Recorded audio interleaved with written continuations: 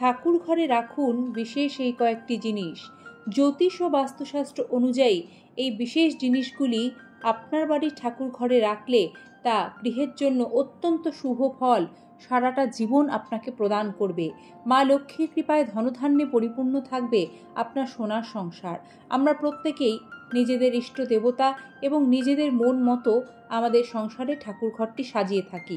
তবে জ্যোতিষ ও বাস্তু আমাদের জানাচ্ছে যে ঠাকুরঘর আমাদের বাড়ির এমনই একটি গুরুত্বপূর্ণ পবিত্র স্থান যা সঠিকভাবে সাজালে সংসারে আয় উন্নতি বৃদ্ধি পায় এবং ভুল হলে তার হিতের বিপরীত ফল প্রদান করে। তাই ঘরবাড়ি বানানোর সময় প্রথমেই বাস্তুশাস্ত্র অনুযায়ী এই নিয়ম মেনে চলা উচিত।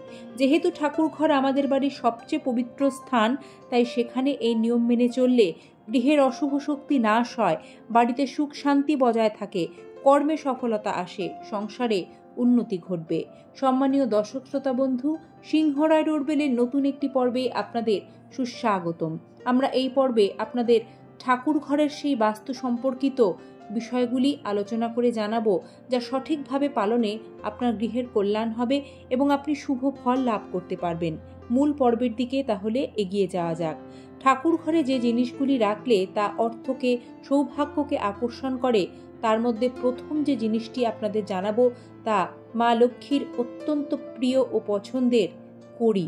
আপনারা ঠাকুর ঘরে কড়ি রাখবেন, তবে শুধু রেখে দিলেই হবে না। কড়িতে স্বয়ং মা লক্ষ্মী বাস করেন, তাই জানতে হবে কড়ির ব্যবহার। জ্যোতিষ অনুসারে ঠাকুর ঘরে কড়ি রাখা অত্যন্ত শুভ বলে মনে করা হয়। ঠাকুরের আসনে কড়ি রাখলে প্রসন্ন হন মা লক্ষ্মী। অনেকেই লক্ষ্মীর ঝাঁপির মধ্যে কড়ি রেখে দেন। যে বাড়িতে কড়ি পুজো করা হয় সেখানে অর্থাভাব হয় না, কারণ সেই সংসারে মা লক্ষ্মীর আশীর্বাদ চিরকাল বজায় থাকে। পৌরাণিক কাহিনী অনুসারে সমুদ্র মন্থনের ফলে সমুদ্র গর্ভ থেকে উত্থিতা হয়েছিলেন মা লক্ষ্মী। কড়ি অর্থকে আকর্ষণ করে, সেই কারণে বাড়িতে যেখানে টাকা রাখেন সেখানেও কড়ি রাখা শুভ। বাড়িতে মা লক্ষ্মীর পুজো করলে দেবীর আরাধনার সঙ্গে নিত্য কড়ির পুজো করুন। জাফরান বা হলুদ মিশ্রিত জলে আগে কড়ি ভিজিয়ে রাখুন। পুজোর শেষে দুটো কড়ি লাল কাপড়ে বেঁধে ঘরের দুটো ভিন্ন জায়গায় রেখে দিন। একটি কড়ি রাখুন বাড়িতে যেখানে টাকা রাখেন সেই স্থানে, অর্থাৎ আপনার আলমারি বা সিন্দুকে। অন্য কড়িটি রাখুন আপনার ঠাকুরের আসনে। এর ফলে বাড়িতে অর্থাগম হওয়ার শুভ যোগ তৈরি হবে। শুক্রবারে 11টি কড়ি একটি হলুদ কাপড়ে বেঁধে বাড়ির উত্তর দিকের কোনো স্থানে রেখে দেবেন। এর ফলে মা লক্ষ্মীর আশীর্বাদ লাভ করা সম্ভব হবে। কড়ি রাখার পরে আপনি দক্ষিণ দিকে মুখ করে বসে 108 বার কুবের দেবের মন্ত্রোচ্চারণ করুন। দেখবেন আপনার অর্থভাগ্যের দ্রুত পরিবর্তন লক্ষ্য করতে পারবেন। বন্ধুরা, দ্বিতীয় যে শুভ জিনিসটি ঠাকুর ঘরে অবশ্যই রাখবেন তা হলো শাঁখ। শাঁখ বা শঙ্খ কিন্তু মা লক্ষ্মীর অত্যন্ত পছন্দের। শাঁখ কিভাবে রাখবেন তারও একটি বিশেষ নিয়ম রয়েছে। ধরুন বাড়িতে 2টি শাঁখ রয়েছে, তাহলে তা কাছাকাছি কখনোই রাখবেন না। শাঁখ কখনোই মাটিতে রাখবেন না। এছাড়াও যে শাঁখ বাজানো হয় তাতে কিন্তু জল দিয়ে পুজো করতে নেই, তার জন্য আলাদা জল শঙ্খ রয়েছে। এই জল শঙ্খ যদি সঠিক নিয়মে আপনি ঠাকুর ঘরে প্রতিষ্ঠা করে প্রতিদিন তাতে রোজ গঙ্গা জল অর্পণ করে পুজো অর্চনা করতে পারেন, তাতে মা লক্ষ্মী ও ভগবান নারায়ণ অত্যন্ত প্রসন্ন হন। আপনার বাস্তুর জন্য শুভ ফল তা প্রদান করে। শাঁখকে কখনোই শিবলিঙ্গের চেয়ে উঁচু স্থানে রাখতে নেই, এই বিষয়টি খেয়াল রাখতে হবে। আপনার ঠাকুরের আসনে যদি শিবলিঙ্গ থেকে থাকে তাহলে শাঁখ যেন তার চেয়ে উঁচু স্থানে একেবারেই না থাকে, তা নিশ্চিত করে নেবেন। তৃতীয় যে জিনিসটি ঠাকুর ঘরে রাখবেন তা হলো একটি তামা অথবা পেতলের ঘটে আতপ চাল পরিপূর্ণ করে সেই ঘটের মুখ লাল কাপড় দিয়ে মুড়ে তা আপনার ঠাকুর ঘরের উত্তর পূর্ব দিকে রেখে দেবেন এবং নিয়মিত এই ঘটের পুজো অর্চনা করবেন।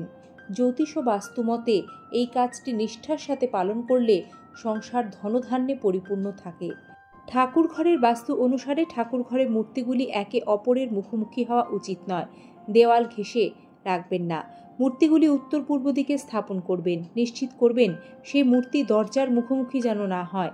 ঠাকুর ঘরের বাস্তুর পরামর্শ অনুসারে মূর্তিগুলিকে মাটি থেকে কমপক্ষে 6 ইঞ্চি উঁচুতে রাখতে হবে। আপনার ঠাকুর ঘরে একই দেবতার 2টি মূর্তি পাশাপাশি কখনোই রাখবেন না।